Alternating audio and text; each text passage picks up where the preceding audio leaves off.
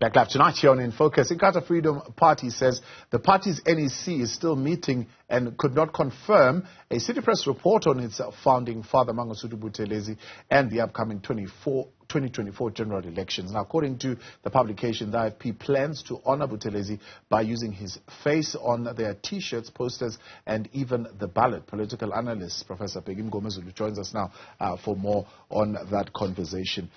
Prof, good to have you, and thank you very much for your time. It's still unclear, really, for many what actually is going to happen here, because as far as I can recall, but maybe you'll help me here, South Africa, we do not vote directly for a president. We vote for a political party. And so during a national election campaign like this, what we normally find in the ballot is the logo of the party more than we do the face of an individual. Would there be instances maybe that you would recollect where a face would have been on the ballot paper? That's a very interesting. Thank you for having me, and good evening to your viewers.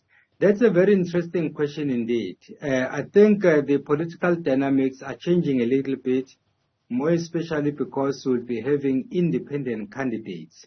Then, of course, those are the people who don't necessarily have political parties, and they will be contesting the elections on their own individual capacity. But in the case of the IFP is one of the oldest parties in the country, and therefore one would expect that the normal status quo would remain, whereby the party's logo would be used as opposed to the face of the individual.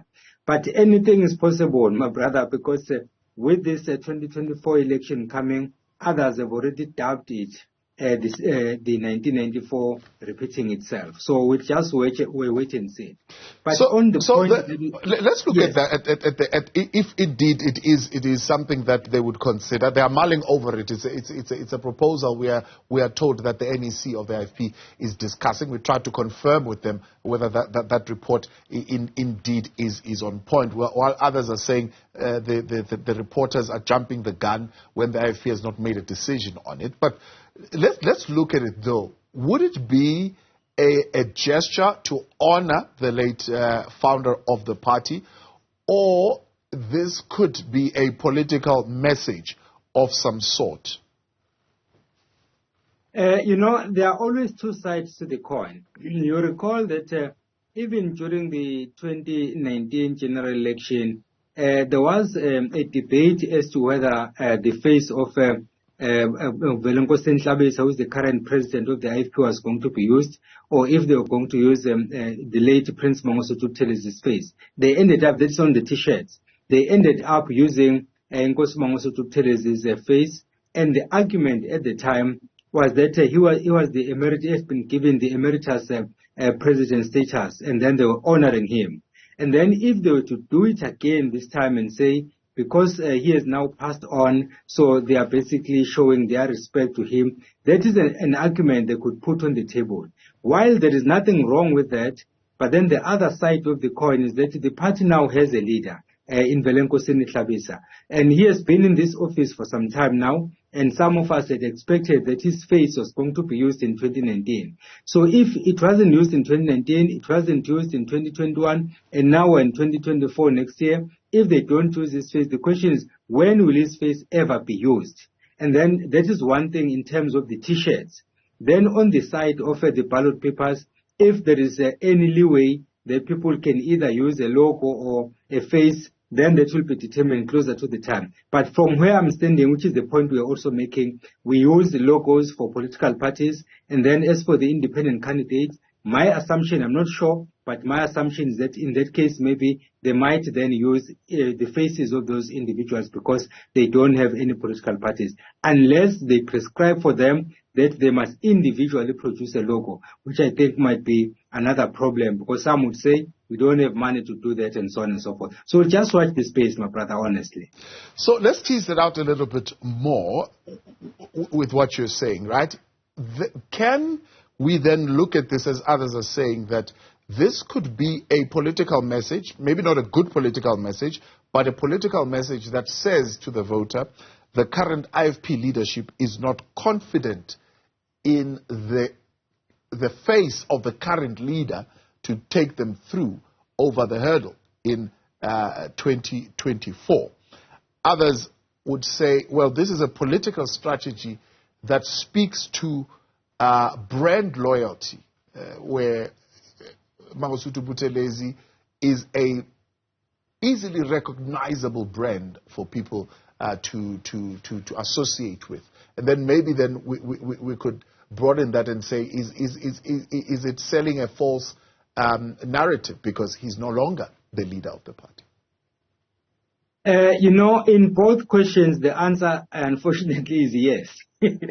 It's yes in the sense that there are those who definitely be of the view that because of his passing, then this will be an ideal opportunity to honor him, given the amount of time he spent in the party from the time he formed it in 1975, and he ran it alone, in fact, until 2012, when Mngomezulu Buthelezi was elected to be his deputy, and then subsequently then Honorable Nkosi Nhlabisa was elected after the 2019 election to be the new president. So there is an argument, a compelling argument for them to say we are honoring him following his passing.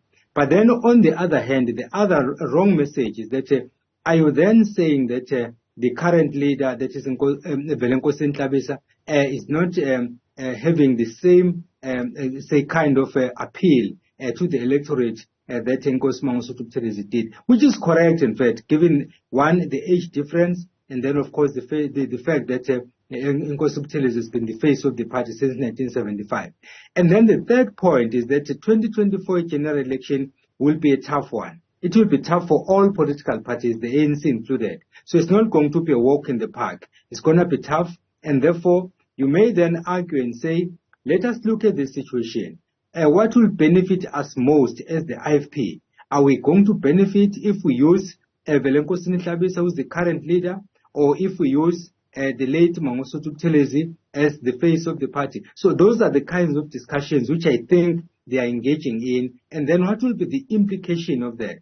Because Nkosi Nhlabisa is not going to be the president of the IFP for the same number of years that Buthelezi was. So then the question then is, if you don't use his face now, and then you don't popularize him now, when are you going to do it? Because in all probability, you may find that in the next election, maybe he doesn't make it. So it means that he will never get the limelight, as it were. Those are the kinds of questions they need to entertain. Would you say this is a succession question that any party that is built around a personality would have to contend with in the future? Absolutely, absolutely. This thing of having a party formed, around one individual is problematic, because the moment that person disappears from the scene, either the person retires or passes on or anything of that sort, then you have a problem, because you will have a power vacuum and everyone will want to occupy that space. Those who did science will tell you that there is no space that must be left unoccupied.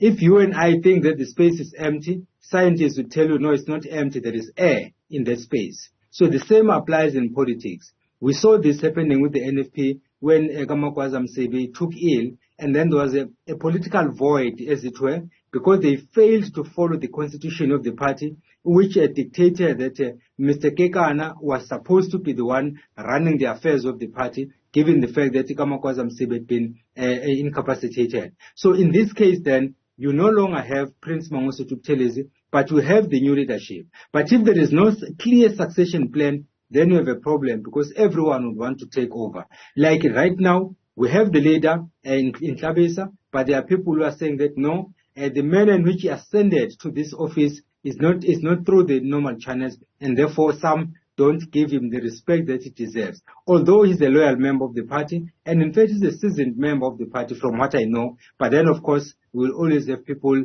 singing from a different hymn. So there are many things and many avenues that one can take in trying to understand the situation. I mean, others would argue, and even Mhlabisa himself, I've spoken to him around this question of the T-shirts, that loyalty to Sheng does not automatically mean it undermines his leadership. Yes, indeed. That is the argument people have been putting forth, Nhlabisa included. They are saying that no, by not having Nhlabisa's face on the T-shirt, you are not undermining his leadership. All we are saying is that we are honoring the late Mangosuthu Buthelezi. And in 2019, Nkosi Mangosuthu Buthelezi was still alive, but they were saying they were honoring him because he had been the longest serving leader of the party since 1975. Now, having exited the stage, they were then saying, okay, he's now exiting the stage, but then we are holding it until after the 2019 general election. You recall that there was an uproar when people were saying that the conference was supposed to have set before the 2019 general election, but then it was postponed for unknown reasons, except that the official reason was that some branches were not ready. I'm one of the people who disputed that. He said, no, that is a plausible argument, but it's not the real reason. Then I provided 5 other reasons, which got me into trouble, but at least I got out of it somehow. So the reality, therefore, is that in 2019, Thabisa's face was supposed to have been used if ever they were thinking about projecting him and then, of course, giving the party a new direction. But because of the point you made of party loyalty and then loyalty around a particular individual, then they retained him. If ever the argument was that Thabisa was not in place yet, then 2021 local government election, that is when Thabisa's face should have been used, given the fact that he had already been formally elected as the leader of the party. It didn't happen. And then some of us were thinking that come 2024, that will be an ideal moment for him to do so. And now the passing of Buthelezi has changed everything now. There is this thought that they might in fact end up using his face, that is Nkosi Mangosuthu Buthelezi, in his honor, not necessarily to undermine Thabisa, which is the point we are making, that by elevating Nkosi Mangosuthu Buthelezi, we are not then at the same time downgrading Nkosi Thabisa, who is the leader of the party currently. Who will make the call when loyalty is no longer justifiable, and will that decision have destructive outcomes? Ordinarily, it's not a single person who has to make that call, because there is no one who can take a unilateral decision. The decision is to be taken by the National Council of the organization, which is the high structure of the party, and they have to sit around the table. Of course, someone will have to propose that. Once it has been proposed, then everyone has to debate the issue, and they must reach consensus, and then look at the immediate results and then the long-term results as to what this will amount to, and then they take a decision based on that. Then if ever they agree as a collective and there is no friction, then of course the process will be smooth. But then if it's just a simple majority, maybe a slight simple majority, then we find that there are people who still feel disgruntled. Then chances are you may then have these factional politics which might then cause a dent on the party. So it depends on how they handle this situation. I was talking to some of your colleagues somewhere last week saying that the only time you see true leaders is during times of crisis. If everything is smooth, every Tom, Dick and Harry can be a leader. But you only see real leaders during crunch times or trying times when you have to take firm decisions and then show that you are indeed a leader and you deserve to be a leader. And that is when you show your leadership characteristics, and then people will respect you for that. So the IFP and anybody else could turn around and listen to our conversation and say, well, you have a party as old as 100 years, over 100 years old, like the African National Congress, where to some extent there are some who'd still put a T-shirt on with the face of Wa Tambo and use that even during campaign moments. And the party is okay with that kind of loyalty to a brand. That is absolutely correct. It's factually correct, but then the difference is that they don't use OR's face as the lead person during an election. They look at the president who has been elected at the recent conference of the party, that is National Conference of the party, and that is the face they use. There was a time when they used Mandela's face. There was a time when they used Zuma's face. There was a time when they used Mbeki's face. Then there is recently they've been using Ramaphosa's face. So even though they still pay allegiance to OR, who is the person who led the ANC for the longest time, but they don't project him as the person around whom they are going to rally support. They still recognize him. So if the IFP were to follow the same route, then I don't think there would be a lot of noise, because they will still be using Buthelezi's face here and there. but then have the bulk of the T-shirts showing the current leader, in this case, Honorable Verenko Sentlabisa, who is the current president of the IFP. Prof, I appreciate your time. Thank you very much for your analysis. Professor Bheki Mngomezulu, political analyst, they're helping us in that conversation.